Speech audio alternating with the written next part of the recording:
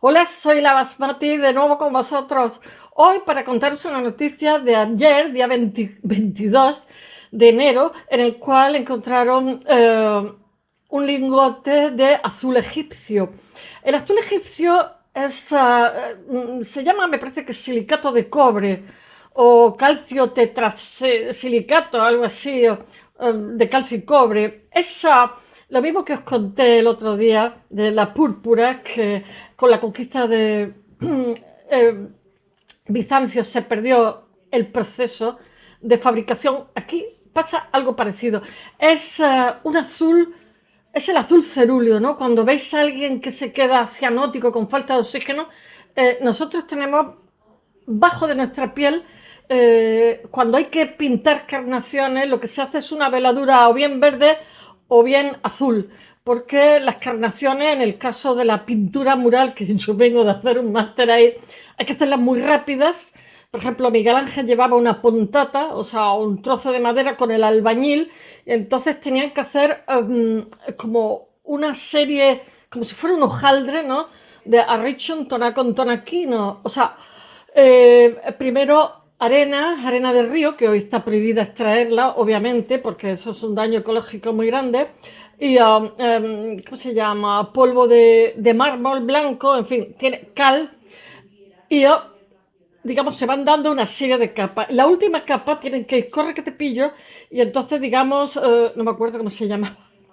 En fin, llevan como si dijéramos unos patrones, los cuales se echa óxido oligisto, óxido de hierro, que es un polvito rojo, y a partir de ahí se empieza a pintar rápido, rápido. Y además las pinturas se tienen que acabar en ese día porque las condiciones atmosféricas, el grado de humedad juega, interactúa con lo que son los pigmentos. Entonces, si te dejan media cara para el día siguiente, esa media cara será totalmente diferente porque las condiciones ambientales serán también diferentes. Entonces, se trabaja con pontatas. O sea, por ejemplo, en la Capilla Sistina, que la recuperó Colalucci, mi maestro, que pobrecillo le tuvieron que poner un marcapaso de tantas presiones que tuvo que soportar, porque él era el director de los Museos Vaticanos de Roma, que nadie hasta los conoce, son gigantescos.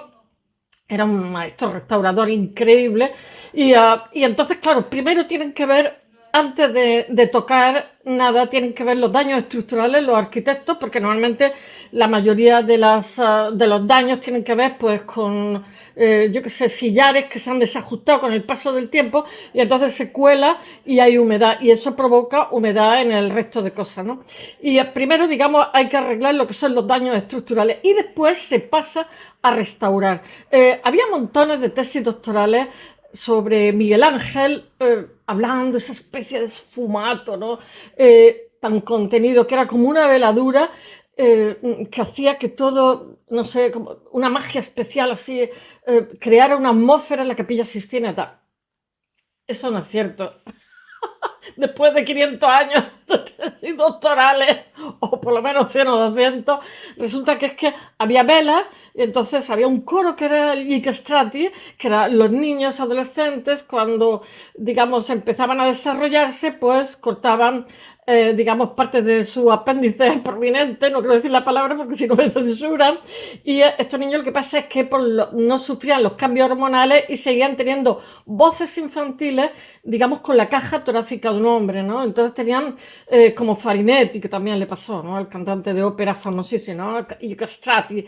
Y entonces, Li Castrati, pues tenían también unas velas, ¿no? Entonces, claro, ese humo de las velas durante 500 años, pues hizo que hubiera una veladura grisácea y en el momento que se quitó, se limpió esa veladura grisácea, aparecieron unos colores casi de cómic, eran muchísimo más vivos. Sabéis también que Miguel Ángel tuvo un rifirrafe con un arzobispo que dijo que era indecente y entonces obligó, él después también lo pintó ridiculizándolo, ¿no? Obligó a que sus partes pudendas de las figuras pues fueran cubiertas con trapitos y tal, y eso también, todo eso se quitó y se dejó la pintura original. Pero lo que quiero deciros es que apareció como se había realizado con pontatas y apareció también, o sea, con pantallas que era como si dijéramos una puerta donde cada día estaba Miguel Ángel y el albañil, me están mandando publicidad, haciendo su trabajo y generando y trabajando. Pero os voy a decir una cosa, cuando se hace pintura mural en Bellas Artes en Italia es obligatoria, además es una asignatura dura y me parece muy bien porque aprenden muchísimo.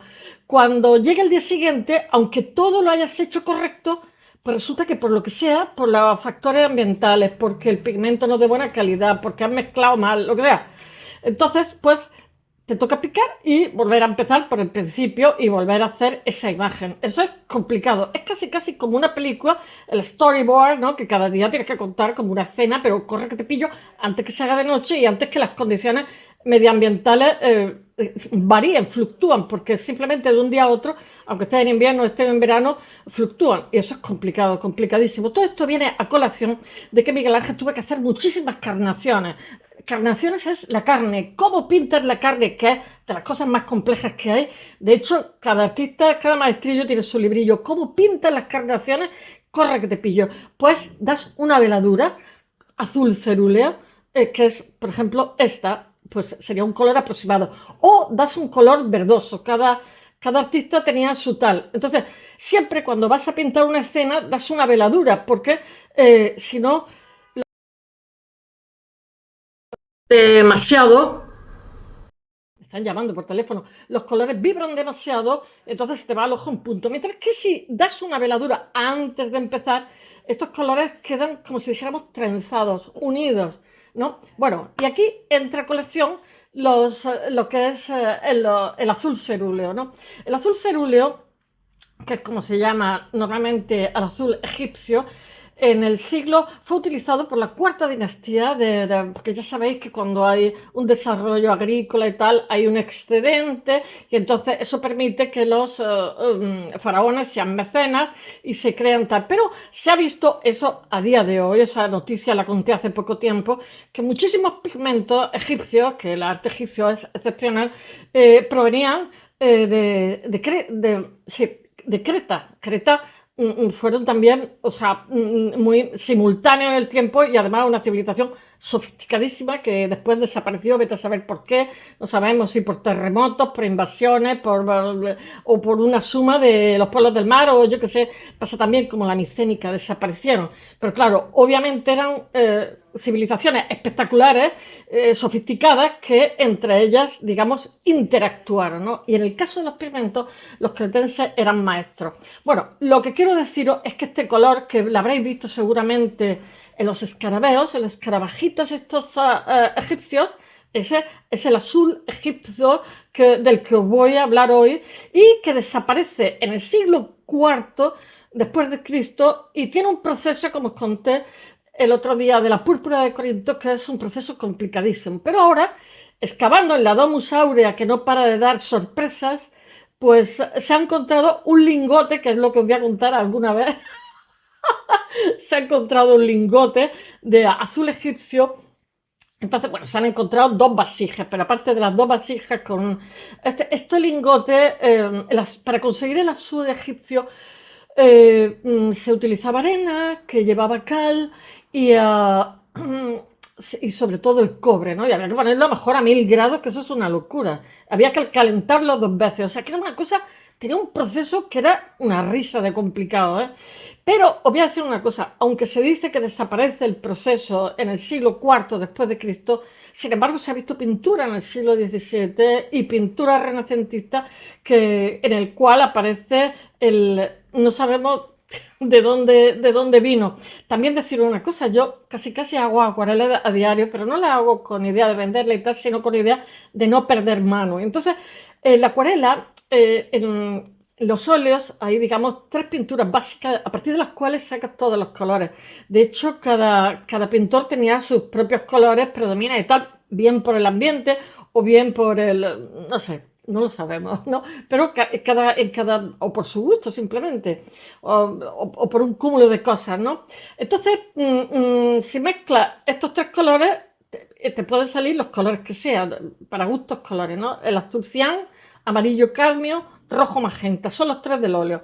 Sin embargo, En el caso de la pintura mural, que es pintura de pared, que a partir de los años 50 es todo lo contrario. Si están los colores luz y después, en el caso del óleo, tú haces una veladura, o sea, antes de empezar, y esa veladura va a condicionar el resultado, como os he dicho, las carnaciones. Porque vas superponiendo capas, como pasa en el matrimonio de Arnolfini. Todo esto viene de Flandes, pero claro, los romanos tenían otra historia. Y en el caso de la pintura acrílica, sin embargo, cuando tú das una capa, tapas la anterior, no sumas, restas. Hombre, normalmente sin acrílica, y aparte con el tiempo se craquela, se estropea muchísimo. Incluso el óleo, con el tiempo también, sobre todo el óleo que está industrial, pues también se lleva conservantes, llevan cosas. No es lo mismo que los colores que hacían los pintores en sus estudios con su ayudante. No sé por qué estoy contando esta historia tan larga. Bueno, pues no me acuerdo. Bueno, pues el azul cerúleo, en el caso de la acuarela, como os he dicho, el azul cian, amarillo caldo y rojo magenta no funciona. O sea, el color básico no es azul cian, sino azul cerúleo. Y a partir digamos, tiene otros colores básicos, porque la acuarela se juega con las transparencias, tienen otro, digamos, otro mecanismo de trabajo totalmente diferente a lo que es el soporte de la tela y el soporte del óleo, etcétera. Bueno, a ver si cuento esto porque estoy contando muchas cosas de Bellas Artes. También decir una cosa. La Domus Aurea, de la que os voy a hablar, en 2011 se derrumbó. Había que pasar con casco. Se derrumbó, no había turistas, dio gracia. Pero a raíz de que la han restaurado, pues la Domus Aurea es una cosa tremenda. Es como el símbolo de la decadencia romana, ¿no? Era gigantesca, con yo no sé cuántas hectáreas, y después fue muy criticada por el pueblo. O sea, Nerón, dicen que el primer día, no sé si lo cuenta Vitruvio, no me acuerdo, el primer día que fue a vivir a la Domus Aurea, dijo: por primera vez voy a vivir como un ser humano. Era una pasada, tenía joyas incrustadas, marfil en las paredes, una cosa descomunal, oro. Y era lujosa, pero era de muy buen gusto. Entonces, claro, fue muy criticada. Y reformando, digamos, el derrumbe que tuvo bestial, porque también ha sido muy afectada por la humedad últimamente, que paso los siglos, ¿no? O sea, durante 2000 años no ha sido afectada por las humedades, pero ahora ha sido afectada por las humedades. Pues se encontraron otra gruta, y, o sea, dentro de la Domus Aurea. Es como, los romanos también tienen, o sea, los italianos en general tienen también, como dije ayer de Turquía, un patrimonio que no se lo acaban y es carísimo. O sea, restaurar es una locura, es de inversión.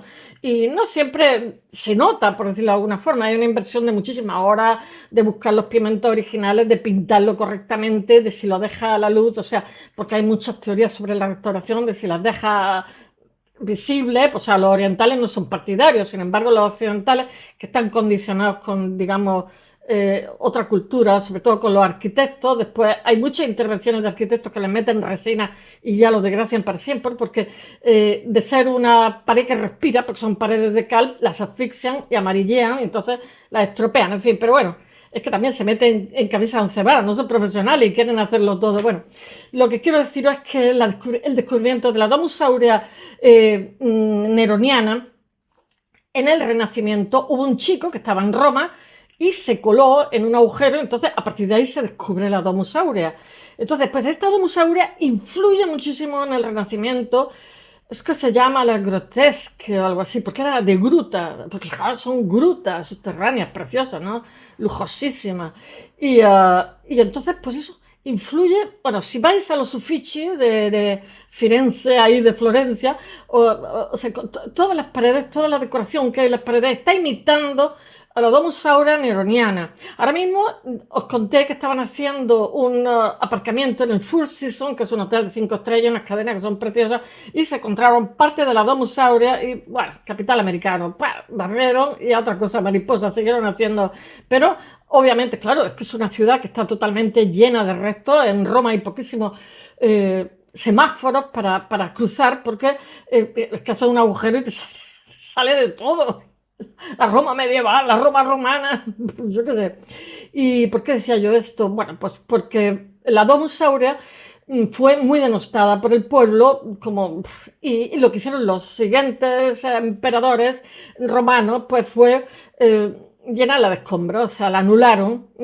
Alguno vivió allí, pero la anularon. Y entonces, dentro de lo que eran los terrenos de la Domus Aurea, pues se hizo el Coliseo, se hicieron dos termas, una de ellas de Trajano, la otra no me acuerdo, a memoria.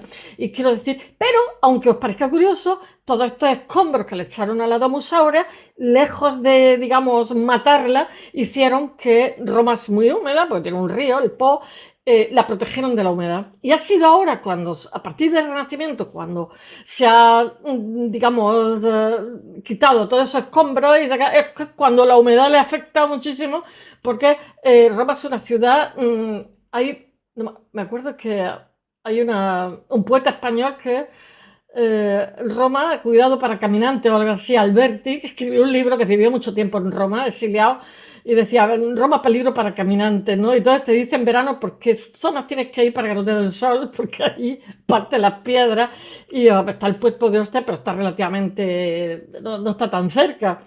Y bueno, voy a ver si os cuento la noticia, porque si no voy a seguir hablando de la Domus Aurea, que es excepcional.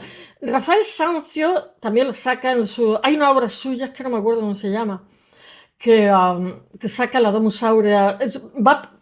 La Domus Aurea me parece que en el siglo XIX también Fortuny, el pintor, también la saca, la Domus Aurea. Lo habréis visto, el fondo de la Domus Aurea, lo que pasa es que no sabéis qué es la Domus Aurea, porque digamos, el ornamento de sus paredes, ese tipo de arreglo, era una pasada de bonita. Bueno, seguramente Nerón cogió a los mejores artistas y tal. Y el hecho de que esta noticia que os voy a contar, que hay como si dijéramos, una barra de azul de Egipto que era complicadísima de trabajar, tiene un proceso de locos también, pues indica que tenía allí unos profesionales pues de primera, tonto que era el amigo, ¿sabes? Y bueno, voy a ver si os cuento la noticia de esta, que la leí ayer, y bueno, y os hacéis una idea de lo maravilloso que era, bueno, el mundo antiguo, que nos creemos que con el progreso estamos por encima, ¿no? Hay muchísimo conocimiento que se ha perdido, seguramente, yo qué sé, estoy segura que remedios médicos, en fin. Y simplemente deciros que este pigmento, el azul cerúleo o azul egipcio, los ingleses lo denominan azul egipcio en 1803 o por ahí, le ponen, era la potencia del momento, ¿no? Y estaban en Egipto, obviamente. Y sencillamente deciros que, por ejemplo, el azul que se utiliza en los cielos, en la pintura mural, pues este azul, que después va a ser lapislázuli, que es carísimo porque es una piedra semipreciosa, pues venía de Pakistán. Lo que pasa es que con el descubrimiento de América viene de Colombia, que estaba hasta arriba del lapislázuli. Pero bueno, este azul, cerúleo es un azul interesantísimo. Los egipcios lo van a usar muchísimo y, por supuesto, seguramente, no lo sé con seguridad, pero seguramente viene de Creta. Seguro, seguro. Bueno, voy a contaros la noticia, que ya me vale. Es el primer pigmento sintético del que tengamos noticia, lo usan los egipcios. Los romanos lo conocen con el nombre de caerelum o cerúleo, que decimos en castellano, ¿no? Cuando alguien se pone azulado por falta de oxígeno, no me acuerdo cómo se llama. Amniótico, no, amniótico, el líquido amniótico. Bueno, pues por falta de oxígeno, eso es el azul cerúleo, porque nuestra carnación tiene una mezcla entre azul, verde, etc. Bueno, después de la era romana, lo que pasa es que el azul egipcio dejó de usarse porque se usó muchísimo en la pintura mural romana. A partir de ahí se olvidó el proceso. Se olvidó, pues se dejó de usar la función hacia el órgano, ¿no? La función hacia el pigmento. Los ingleses, como os he dicho antes, en 1809 lo llaman Egyptian Blue, que le llaman frit. En castellano decimos es un frito, ¿no? La Domus Aurea tenía, de la que os he hablado, de Nerón, donde se han encontrado las dos vasijas y la barra de azul cerúleo, tenía 50 hectáreas, que hay en el centro de Roma, entre el Palatino y el Esquilino. Ya sabéis que Roma está rodeada de una serie de colinas que casi son mágicas. Lo que pasa es que en un principio, digamos, había tribucillos y después, en un momento dado, simplemente la Roma antigua tenía 1 millón de habitantes. Llegó un momento en que se fusionó, incluyendo en este la colina del Opio, que es la residencia palaciega construida por el emperador Nerón en el corazón de Roma, que luego otros emperadores la anularían por todo lo que significaba de decadencia, de lujo descomunal. Y lo que pasa es que, como digamos, tenía diferentes estancias, diferentes lugares, pues eso con el tiempo no para de mostrar secretos fascinantes, como ha ocurrido ahora que se han encontrado esas 2 tinajas grandes. Bueno, estas investigaciones arqueológicas recientes, esto es el artículo, que a ver si lo cuento algún día, han mostrado un hallazgo excepcional absolutamente, y lo que han aportado es información sobre las técnicas y materiales que tenían empleados en la decoración de lo que fue la fastuosa estancia de la Domus Aurea, que, como os he dicho, tenía incrustaciones de piedras preciosas, semipreciosas, agua marina, en fin. 2 vasijas utilizadas durante la construcción del palacio han sido descubiertas intactas y estaban destinadas, o sea, la barra que os digo de azul egipcio pesaba 2,5 kilos, atención, porque el conocimiento del azul egipcio que se tenía era de polvito, porque cuesta muchísimo de conseguir, pero me imagino que ya, como costaba tanto, pues harían una cantidad grande para no estar continuamente. Bueno, la preparación de cal y la conservación y tratamiento de pigmentos, de colores. Bueno, este hallazgo lo que pasa es que incluye una colección notable de lo que son pigmentos, entre los cuales se halla, destaca lo que os he contado, un lingote, que más que un lingote es un tarugo, de azul egipcio, muy bien conservado, de una dimensión absolutamente excepcional, porque el azul egipcio, este azul cerúleo, se utilizaba en la sombra, etc. Mirad, por favor, no hagáis divisiones de colores frío y caliente, que eso es un horror. Bueno, en el marco de las excavaciones que se han hecho, lo que pasa en las excavaciones recientes, los arqueólogos, pues os he dicho que a raíz de que se derrumbó una de las grutas de la Domus Aurea, pues porque era una bóveda que estaba bajo tierra, etcétera, con construcciones arriba, pues lo que pasa es que no paran de encontrar cosas. Los arqueólogos, lo que pasa es que encontraron vestigios de talleres donde los pobres artesanos trabajaban, elaboraban los materiales decorativos para los frescos que adornaban lo que eran las paredes de la residencia imperial. En las vasijas lo que pasa, las vasijas recuperadas se identificaron restos de pigmentos sometidos a análisis microscópicos y espectroscópicos. Ya sabéis que la espectroscopia te saca todo, hierro, fósforo, yo qué sé. Bueno, entre estos materiales se halló ocre amarillo dentro de una ánfora.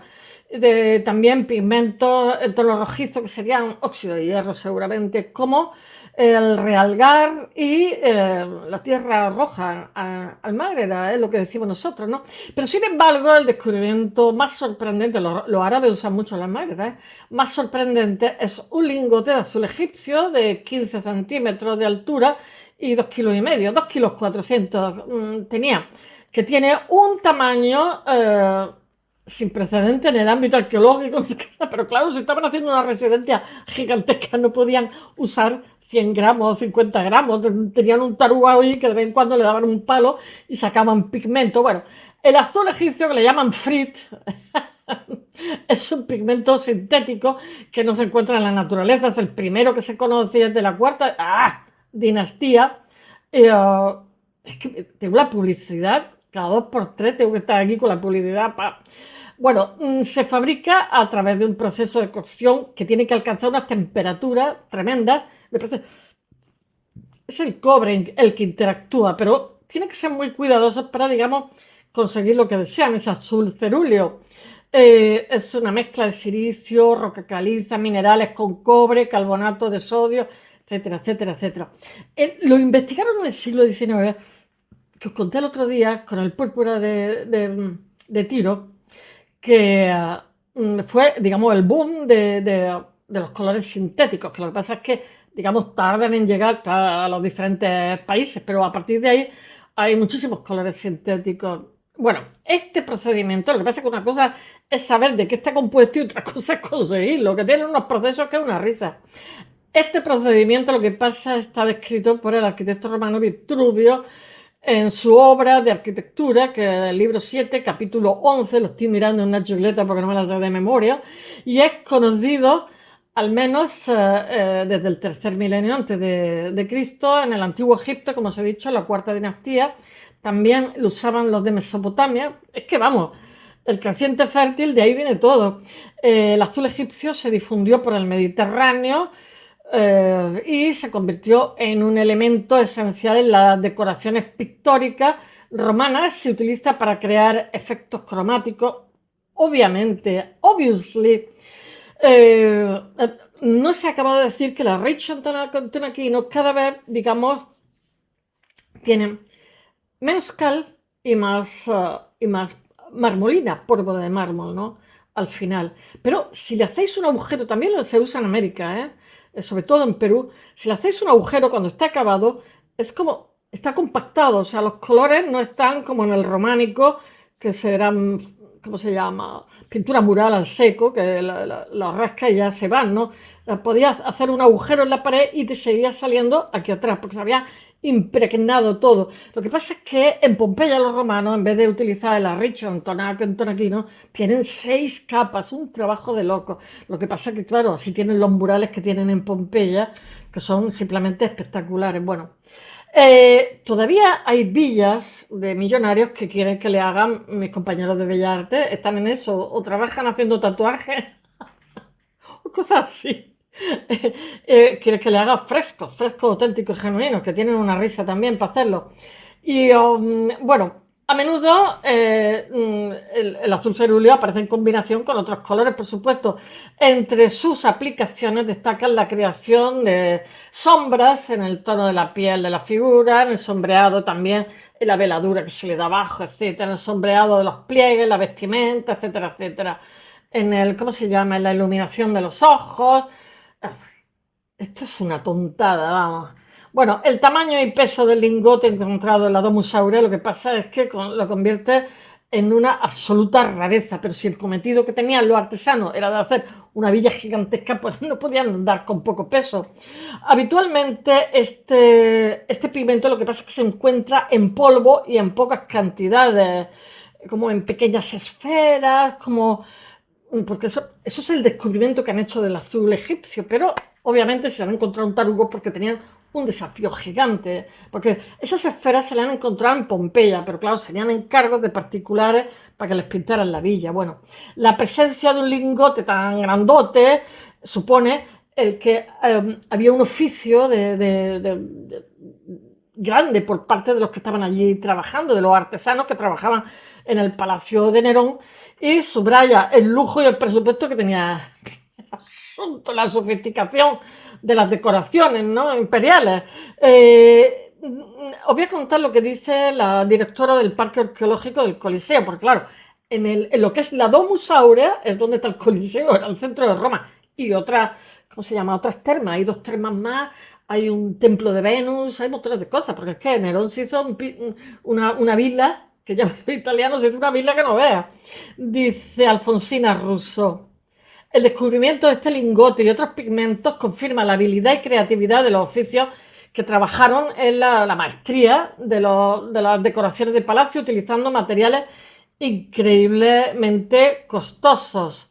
Y bueno, esto lo que pasa es que tiene también implicaciones para el arte renacentista, porque el Renacimiento va a utilizar muchísimo esta decoración de la Domus Aurea, porque se quedaron totalmente deslumbrados de las grutas estas, como estaban decoradas, con qué buen gusto, estos frescos de la Domus Aurea. Y no sé qué más deciros, pues el triunfo de la Galatea de Rafael, que pintó las paredes de la Domus Aurea y bueno, solamente deciros que este descubrimiento conecta, digamos, lo que es la antigüedad de Roma y el Renacimiento. Espero que os haya gustado. ¡Ay!